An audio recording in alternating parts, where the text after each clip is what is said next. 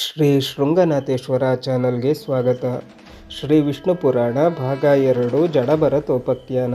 ಸೌವೀರನ ಪ್ರಜೆಗಳಿಗೆ ಉತ್ತರವಾಗಿ ಭರತ ಬ್ರಾಹ್ಮಣನು ಪರಮಾರ್ಥ ಸಾರವನ್ನು ಉಪದೇಶಿಸಿದನು. ನರಪತಿ ಕರ್ಮಾನುಭವಕ್ಕೆ ಕೇವಲ ಉಪಾಧಿ ಮಾತ್ರ ಭೂತಗಳಾದ ದೇಹಾದಿಗಳಲ್ಲಿ ಪರಮಾತ್ಮ ಲಕ್ಷಣವನ್ನು ಆರೋಪಿಸುವುದು ಕೇವಲ ಭ್ರಮೆಯಿಂದಲೇ. ಆದ್ದರಿಂದ ಸೋಹಂ ವಾಕ್ಯಾರ್ಥವನ್ನು ಆತ್ಮದಲ್ಲಿ ಮಾತ್ರವೇ ಸಮನ್ವಯಗೊಳಿಸಿ ಹೇಳಬೇಕು. ಅನಾತ್ಮ ವಿಷಯಗಳಲ್ಲಿ ಆತ್ಮಜ್ಞಾನವನ್ನು ಅನುವರ್ತಿಸಿ ಹೇಳಬಾರದು. ನಾನು ಎಂದು ಹೇಳಿದಾಗ ನಾಲಿಗೆಯು ಅಹಮಿತ್ಯರ್ಥದಲ್ಲಿ ಶಬ್ದವನ್ನು ಉಚ್ಚರಿಸಿ ಹೇಳುತ್ತದೆ. ಈ ಉಚ್ಚಾರಣಾ ಕ್ರಿಯೆಯಲ್ಲಿ ಜಿಹ್ವಾವಯಕ್ಕೆ ದಂತಗಳು, ತುಟಿಗಳು, ಕಂಠವು ಸಹಕಾರಿಗಳಾಗುತ್ತಿವೆ. ಇವುಗಳನ್ನು ವಾಚೇಷ್ಪಾದನ ಹೇತುಗಳೆಂದು ಕರೆಯುತ್ತಾರೆ. ಶಬ್ದೋಚ್ಚಾರಣೆಗೆ ಸಹಕರಿಸಿದ ಮಾತ್ರಕ್ಕೆ ಈ ಶರೀರದ ಅಂಗಾಂಗಗಳಾಗಲಿ ಇವುಗಳಿಂದ ಉಚ್ಚರಿಸಲ್ಪಟ್ಟ ಮಾತಾಗಲಿ ನಾನು ಎಂಬ ಶಬ್ದಕ್ಕೆ ವಿಷಯಭೂತಗಳಲ್ಲಿ ಕರಚರಣಾದಿ ಪೃಥಗ್ ಲಕ್ಷಣಗಳಿಂದ ಲಕ್ಷಿತವಾದ ಈ ಶರೀರವನ್ನು ಆತ್ಮವನ್ನಾಗಿ ನಿರೂಪಿಸುವುದು ಅವಿವೇಕವೆಂದೆನಿಸಿಕೊಳ್ಳುವುದಿಲ್ಲ. ಪಾರ್ಥಿವೇಂದ್ರ, ತ್ರಿಲೋಕ ಪರಂಧಾಮನಾದ ವಿಶ್ವಾತ್ಮಕನೇ ಅದ್ವಿತೀಯ ಪರಬ್ರಹ್ಮ ವಸ್ತು. ನಿನಗೂ ನನಗೂ ಇತರೆ ಲೋಕಗಳಿಗೂ ಅಖಂಡವಾಗಿ ಪರಿಪೂರ್ಣವಾಗಿ ಮಹತ್ವ ಸ್ವರೂಪವಾದ ಏಕಾಕೃತಿಯಲ್ಲಿ ನಿಂತಿದ್ದಾನೆ. ಆ ಪರಮಾತ್ಮನು ಇಲ್ಲವೆಂದು ಹಸ್ತಮಸ್ತಕಾದಿಗಳನ್ನುಳ್ಳ ಈ ದೇಹವೇ ಆತ್ಮವೆಂಬ ಭ್ರಮೆಯನ್ನು ಹೊಂದುವುದು ಅವಿದ್ಯಾಫಲವೇ ಆಗುತ್ತದೆ. ಸಮಸ್ತದೊಂದಿಗೆ ಏಕತ್ವವೇ ಆತ್ಮದ ವಾಸ್ತವವಾದ ಸ್ವರೂಪ. ಅದು ಸ್ವಯಂ ಜ್ಯೋತಿಷ್ವರೂಪ. ಅಂತಹ ಸರ್ವಾತ್ಮ ಭಾವವೇ ಜ್ಞಾನದ ಪರಮಾರ್ಥ. ಸ್ವಾಭಾವಿಕವೋ ಚೈತನ್ಯ ಜ್ಯೋತಿ ಸ್ವರೂಪವೋ ಪರಮಾರ್ಥವೋ ಆದ ಪರಮಾತ್ಮದೊಂದಿಗೆ ಪರಿಪಕ್ವವಾಗಿ ಏಕತ್ವವನ್ನು ಪಡೆದು ಸರ್ವಾತ್ಮಕನಾದ ಮಹಾಜ್ಞಾನಿಗೆ ಬಾಹ್ಯ ಅಭ್ಯಂತರಗಳೆರಡೂ ಇರುವುದಿಲ್ಲ. ತನಗಿಂತಲೂ ಬಾಹ್ಯವಾದ ವಸ್ತುವಂತರ ಹೊಂದಿದೆ ಎಂದಾಗಲಿ ಸುಖ ದುಃಖಾತ್ಮಕವಾದ ತನ್ನ ಸ್ವರೂಪವು ಅದಕ್ಕಿಂತಲೂ ವಿಲಕ್ಷಣವೆಂದಾಗಲಿ ಅವನಿಗೆ ಅನುಭವವಾಗುವುದಿಲ್ಲ. ಸೃಷ್ಟಿಯಲ್ಲಿನ ನಾನಾತ್ವವೇ ಬಾಹ್ಯಾಭ್ಯಂತರಾದಿ ವಿಶೇಷಗಳನ್ನು ನಾವು ಗುರುತಿಸುವುದಕ್ಕೆ ಕಾರಣ. ವಸ್ತುವಂತರವನ್ನು ನಮಗೆ ಅಭಿಮುಖವಾಗಿ ಭಾಸವಾಗುವಂತೆ ಮಾಡುತ್ತಿರುವ ಅವಿದ್ಯೆಯೇ ಈ ನಾನಾತ್ವಕ್ಕೆ ಕಾರಣ. ಸರ್ವ ದೇಹಗಳಲ್ಲಿಯೂ ವ್ಯವಸ್ಥಿತನಾದ ಪರಮಾತ್ಮನೊಬ್ಬನೇ ಆದರೂ ಉಪಾಧಿ ಮಾತ್ರದಿಂದಲೇ ನಾನು ನೀನು ಎಂಬ ಭೇದ ಭಾವವನ್ನು ಹೊಂದಿರುವುದು ಜ್ಞಾನ ಲಕ್ಷಣವಲ್ಲ. ಸೌವೀರಪತಿಯೇ, ನೀನು ಮಹಾರಾಜನು. ಇದು ನಿನ್ನ ಪಲ್ಲಕ್ಕಿ. ಇವರೆಲ್ಲರೂ ನಿನ್ನ ಪಲ್ಲಕ್ಕಿಯನ್ನು ಹೊರುವವರು. ಇದು ನಿನ್ನ ಪರಿವಾರ. ಅಷ್ಟು ಮಾತ್ರಕ್ಕೇನೆ ಇದು ನಿನ್ನ ಪರಿವಾರವೆಂದು ಹೇಳುವುದಕ್ಕೆ ಸಾಧ್ಯವಿಲ್ಲ. ಲೋಕಸನ್ನಾರ್ಥವಾಗಿ ಏರ್ಪಟ್ಟ ನಾನಾತ್ವ ದರ್ಶನವು ಅಸಂದಿಗ್ಧವಲ್ಲ. ಮಹಾರಾಜ, ನೀನು ಅಧಿರೋಹಿಸಿದ ಈ ಪಲ್ಲಕ್ಕಿಯನ್ನೇ ನೋಡು. ಇದು ಕಟ್ಟಿಗೆಯಿಂದ ನಿರ್ಮಿಸಿರುವಂತಹದು. ಆ ಕಟ್ಟಿಗೆಯನ್ನು ಅರಣ್ಯ ವೃಕ್ಷಗಳಿಂದ ತಂದಿರುವುದು. ಅದರಿಂದ ನೀನು ಹೊತ್ತಿರುವುದು ಕಟ್ಟಿಗೆಯೇ ವೃಕ್ಷವೇ. ಅದು ಕಟ್ಟಿಗೆಯೇ ಆಗಿದ್ದರೆ ಜನರು ನಿನ್ನನ್ನು ನೋಡುತ್ತಲೇ ಅಲ್ಲಿ ನೋಡಿ ನಮ್ಮ ಮಹಾರಾಜರು ಕಟ್ಟಿಗೆಯ ಮೇಲೆ ಕುಳಿತಿದ್ದಾನೆ ಎನ್ನಬೇಕು.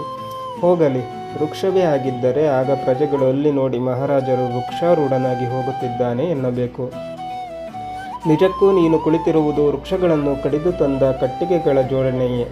ಆ ಸಕಲಗಳನ್ನು ಬಡಿಗೆಯವರು ಜೋಡಿಸಿ ಕೆತ್ತಿ ರೂಪೊಂದಿಸಲು ಅದು ಪಲ್ಲಕ್ಕಿಯಾಗಿದೆ. ಅದೇ ರೀತಿ ಒಂದು ಛತ್ರಿಯ ಬಿಡಿಭಾಗಗಳನ್ನು ನೆನಪಿಸಿಕೊ. ಅವುಗಳನ್ನು ಜೋಡಿಸಿದಾಗಲೇ ಅದು ಛತ್ರಿಯಾಗುತ್ತದೆ. ಛತ್ರಿಯ ಬಿಡಿಭಾಗಗಳನ್ನು ನಾವು ಛತ್ರಿ ಎಂದು ಹೇಳಲಾಗುವುದಿಲ್ಲವಲ್ಲ. ನೃಪೋತ್ತಮ, ಇದೇ ನ್ಯಾಯವನ್ನು ನೀನು ನನಗೂ ನಿನಗೂ ಸರ್ವ ಜೀವಿಗಳಿಗೂ ಅನ್ವಯಿಸಿ ನೋಡು. ಲೋಕದಲ್ಲಿರುವ ಭೇದಗಳೆಲ್ಲವೂ ಲೋಕ ವ್ಯವಹಾರಕ್ಕಾಗಿ ಏರ್ಪಟ್ಟಿರುವಂತಹವೇ. ಆದರೆ ಪರಮಾತ್ಮನಿಂದ ತಾವು ಬೇರೆ ಎಂಬ ಅಭಿಜ್ಞಾನದಿಂದಲ್ಲ. ಈ ಮನುಷ್ಯರು, ಸ್ತ್ರೀ ಪುರುಷ ಭೇದಗಳು, ಗೋಮಹಿಷ ಮೇಷಗಳು, ವಾಜರು, ಕುಂಜರಗಳು, ಪಾದಪಗಳು ಎಂಬ ವ್ಯವಹಾರವು ಕರ್ಮಯೋನಿಗಳಾದ ಜೀವಿಗಳಿಗೆ ಶರೀರಾಕೃತಿ ಭೇದದಿಂದ ಏರ್ಪಟ್ಟಿರುವಂತಹವೇ ಹೊರತು ಆತ್ಮಭೇದದಿಂದಲ್ಲ. ಈ ದೇವತಿರ್ಯಜ ಮನುಷ್ಯಾದಿ ದೇಹ ಭಿತ್ತಿಗಳು ಶುದ್ಧ ಬುದ್ಧ ಮುಕ್ತ ಕೇವಲ ಅಖಂಡ ಸಚ್ಚಿದಾನಂದ ಸ್ವರೂಪವಾಗಿ ಆತ್ಮಾಭಿಧಾನಕಗಳಲ್ಲ. ಪ್ರಜೆಗಳಿಂದ ಮಹಾರಾಜನು ರಾಜಭಟನು ಎಂದು ಸಿದ್ಧಿಸಿದ ವಸ್ತು ಅಂತರಾಭಾಸ ಚಿತ್ತ ವಿಭ್ರಾಂತಿ ಜನಿತವೇ ಹೊರತು ಸತ್ಯದರ್ಶನದೊಂದಿಗೆ ಹೇಳುವ ಮಾತಲ್ಲ. ಪ್ರಪಂಚದಲ್ಲಿ ನಾನಾತ್ವ ದೃಷ್ಟಿಯಿಂದ ಗೋಚರಿಸಲ್ಪಡುತ್ತಿರುವ ಪೃಥಗ್ ವಿಭೇದಗಳಿಗೆ ಅವಿದ್ಯಾ ನಿಷ್ಪನ್ನವಾದ ನೋಟದ ಲೋಪವೇ ನಿಮಿತ್ತ ಕಾರಣ. ನರನಾಥ, ಸೌವೀರ ನಾಮಧೇಯನಾಗಿ ಈ ಭೂಮಿ ಭಾಗವನ್ನು ಪರಿಪಾಲಿಸುತ್ತಿರುವ ನೀನು ಈ ದೇಶದ ವಾಸಿಗಳೆಲ್ಲರಿಗೂ ಮಹಾರಾಜನು. ಆದರೆ ನಿನ್ನ ತಂದೆ ತಾಯಿಯರಿಗೆ ನೀನು ಕೇವಲ ಮಗನು ಮಾತ್ರವೇ. ಒಬ್ಬರಿಗೆ ಪುತ್ರನಾಗಿ ಜನಿಸಿದ ನೀನು ನಿನ್ನ ಧರ್ಮಪತ್ನಿಗೆ ಪತಿಯಾಗಿ ಆರಾಧ್ಯನಾಗುವೆ. ನಿನ್ನ ಮಕ್ಕಳು ನಿನ್ನನ್ನು ತಂದೆ ಎಂದು ಗೌರವಿಸುತ್ತಾರೆ. ಶತ್ರುಗಳು ನಿನ್ನನ್ನು ವೈರಿ ಎಂದು ದ್ವೇಷಿಸುವರು.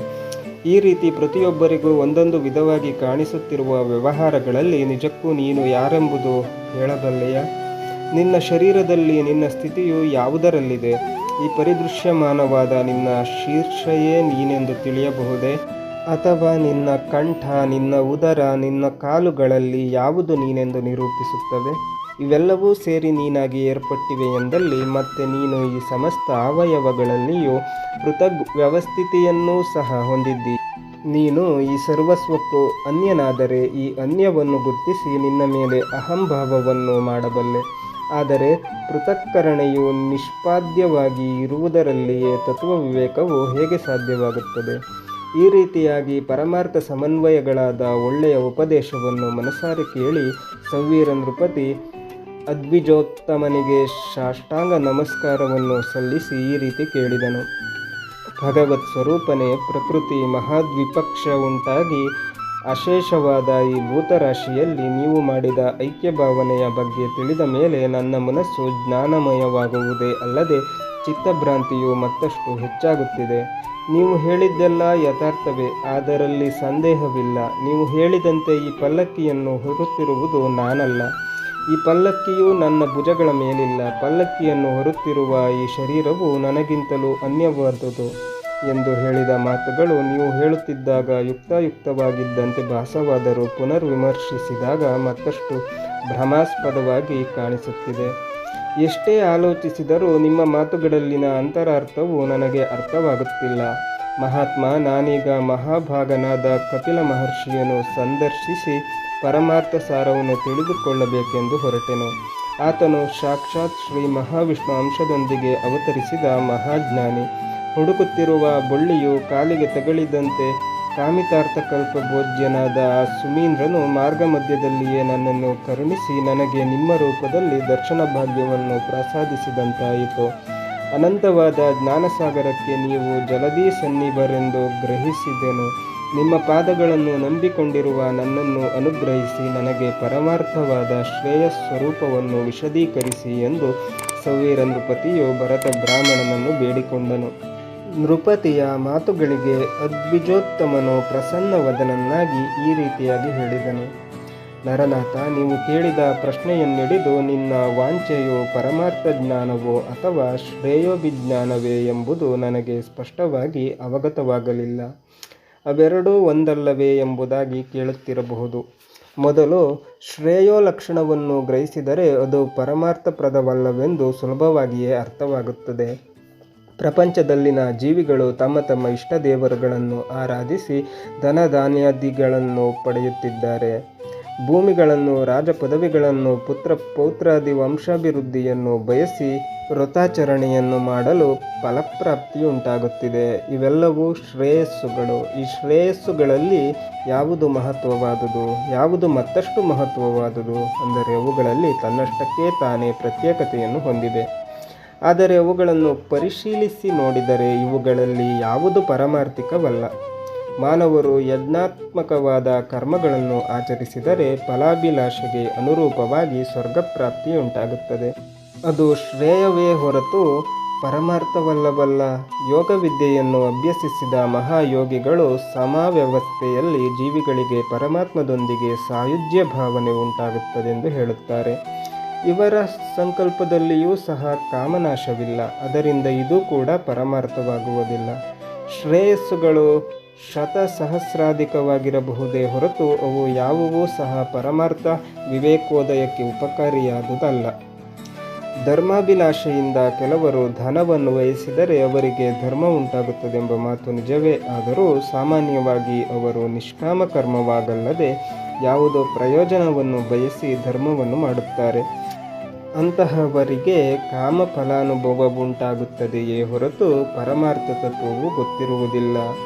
ಪುತ್ರನಿಂದ ಪುನ್ನಾಮ ನರಕಗಳು ತೊಲಗಿ ಹೋಗುತ್ತವೆ ಎಂದು ಪುತ್ರನೇ ಪರಮಾರ್ಥವೆಂದು ಹೇಳಿದರೆ ತಾನೂ ಕೂಡ ಬೇರೊಬ್ಬರಿಗೆ ಪುತ್ರನೇ ಅಲ್ಲವೇ? ಅದರಿಂದ ಪರಮಾರ್ಥ ಪರಂಪರಾಗತವೆಂಬ ವಿಪರೀತ ಲಕ್ಷಣವು ಏರ್ಪಡುತ್ತದೆ.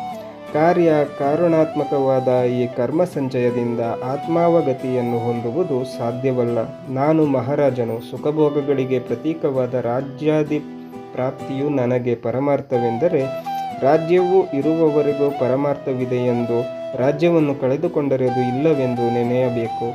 ಇನ್ನು ಋಗ್ವೇದ, ಯಜುರ್ವೇದ, ಸಾಮವೇದಗಳಿಂದ ನಿಷ್ಠಾದ್ಯಗಳಾದ ಯಜ್ಞ ಯಾಗಾದಿಗಳನ್ನು ಸಹ ಪರಮಾರ್ಥಗಳೆಂದು ಭಾವಿಸಬಾರದು. ಅವುಗಳಲ್ಲಿ ಕರ್ಮಫಲ ನಿರೂಪಣೆ ಮಾತ್ರವೇ ಇದೆಯಾಗಲಿ ಪರಮಾರ್ಥ ಲಕ್ಷಣವಿಲ್ಲ. ಮಣ್ಣಿನಿಂದ ತಯಾರಿಸಿದ ಮಡಿಕೆ ಮಣ್ಣು ಕಾರಣ, ಮಣ್ಣಿನಿಂದ ಹುಟ್ಟಿದ ಮಡಿಕೆ ಕಾರ್ಯ. ಯಾವ ಕಾರಣದಿಂದ ಕಾರ್ಯವು ಹುಟ್ಟುತ್ತದೆಯೋ ಆ ಕಾರ್ಯವು ಕಾರಣಕ್ಕಿಂತಲೂ ವಿಭಿನ್ನವಲ್ಲ. ಅದೇ ರೀತಿ ಯಾವ ಕಾಮನದಿಂದ ಕಾಮ್ಯ ಕರ್ಮ ಉಂಟಾಗುತ್ತದೆಯೋ ಅದು ಕಾಮ್ಯವರ್ಜಿತವಲ್ಲ. ಅಷ್ಟೇ ಅಲ್ಲದೆ ಕಾಲಾಂತರದಲ್ಲಿ ನಾಶವಾಗುವ ಕುಶಗಳು, ಸಮಿಧೆಗಳು, ಆಜ್ಯಗಳು ಮುಂತಾದವುಗಳಿಂದ ಆಹ್ವಾನೀಯವಾದ ಯಜ್ಞಕರ್ಮವು ಸಹ ನಾಶಭಾವನೆಯನ್ನು ಹೊಂದುತ್ತದೆಯೇ ಹೊರತು ಶಾಶ್ವತ ಫಲವನ್ನು ಪ್ರಸಾದಿಸಲಾರದು. ನಾಶಿ ದ್ರವ್ಯೋಪಪಾದಿತವಾದಂತಹ ಸಂಸ್ಕಾರ ಕರ್ಮಗಳು ಅವಿನಾಶ ರೂಪವಾದ ಪರಮಾರ್ಥವನ್ನು ಸಾಧಿಸಲಾರವು.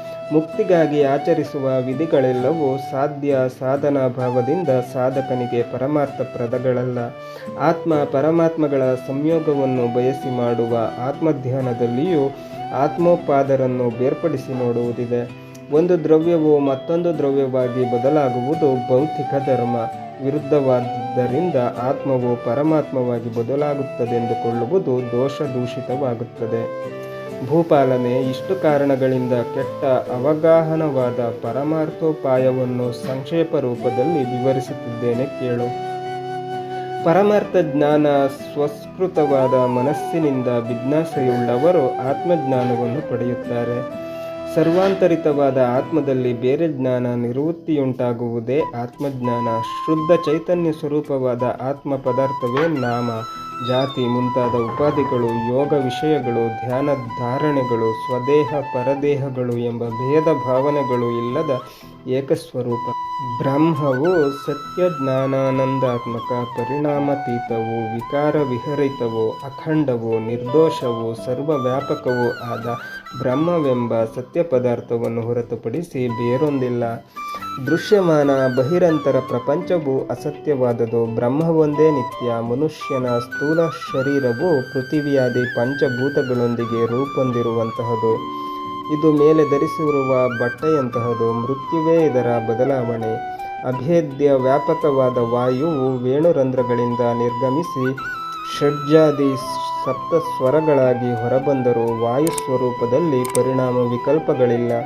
ಬ್ರಹ್ಮ ಆತ್ಮ ಐಕ್ಯವನ್ನು ನಿರ್ಗುಣೋಪಾಸನೆಯಿಂದ ಅಧಿಗಮಿಸುವುದೇ ಜೀವನ್ಮುಕ್ತಿ. ಬ್ರಹ್ಮವು ಸಚ್ಚಿದಾನಂದ ಸ್ವರೂಪವಾದುದು. ಇದು ಮಾಯೆಯೊಂದಿಗೆ ಕೂಡಿದಾಗಲೂ ಸಗುಣ ಬ್ರಹ್ಮವೆಂದು ಅನಿಸುತ್ತದೆ. ಸಮುಷ್ಯ ಉಪಾಧಿಯಲ್ಲಿ ಉಪಾಹಿತವಾದ ಬ್ರಹ್ಮವು ಈಶ್ವರನು.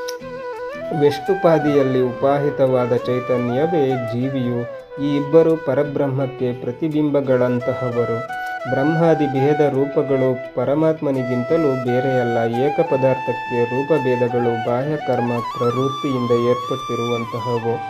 ಬಾಹ್ಯವಾದ ದೇವ ಮನುಷ್ಯಾದಿ ರೂಪಭೇದಗಳು ಉಪಧ್ವಸ್ತಗಳಾದಾಗ ಬಾಹ್ಯಾಭ್ಯಂತರಗಳಿಗೆ ಆವರಣ ಶೂನ್ಯವಾದ ಏಕಸ್ವರೂಪ ಜ್ಞಾನವುಂಟಾಗುತ್ತದೆ ಎಂದು ಈ ರೀತಿಯಾಗಿ ದ್ವಿಜಾವತಂಸನು ಅತ್ಯಂತ ದುರವಗಾಹನವಾದ ಪರಮಾರ್ಥ ಸಾರವನ್ನು ಗಂಭೀರ ವಚನಗಳೊಂದಿಗೆ ಮುಕ್ತವಾಗಿ ಹೇಳಿ ಮುಗಿಸುವಷ್ಟರಲ್ಲಿ ಸೌವೀರ ನೃಪತಿಯು ಚಿಂತಾಕ್ರಾಂತನಾಗಿ ತಲೆ ತಗ್ಗಿಸಿಕೊಂಡು ದೀರ್ಘ ಆಲೋಚನೆಯಲ್ಲಿ ಮುಳುಗಿದನು. ಆತನ ಮನಸ್ಸಿನಲ್ಲಿ ಉಂಟಾದ ಸಂದೇಹವನ್ನು ಇನ್ನೂ ನಿವೃತ್ತಿಯಾಗಲಿಲ್ಲವೆಂದು ಗ್ರಹಿಸಿದ ಭರತ ವಿಪ್ರನು ಅದ್ವೈತಾಂತರ್ಗತವಾದ ಒಂದು ಉಪದೇಶವನ್ನು ಉಪದೇಶಿಸಿದನು. ಶ್ರೀ ವಿಷ್ಣು ಪುರಾಣ ಮುಂದುವರಿಯುತ್ತದೆ. ಅಲ್ಲಿ ತನಕ ನಮ್ಮ ಚಾನಲನ್ನು ನೋಡ್ತಾ ಇರಿ. ಸಬ್ಸ್ಕ್ರೈಬ್ ಮಾಡಿ, ಶೇರ್ ಮಾಡಿ, ಕಮೆಂಟ್ ಮಾಡಿ ಮತ್ತು ಗಂಟೆ ಸದ್ದನ್ನು ಒತ್ತಿ. ಧನ್ಯವಾದಗಳು.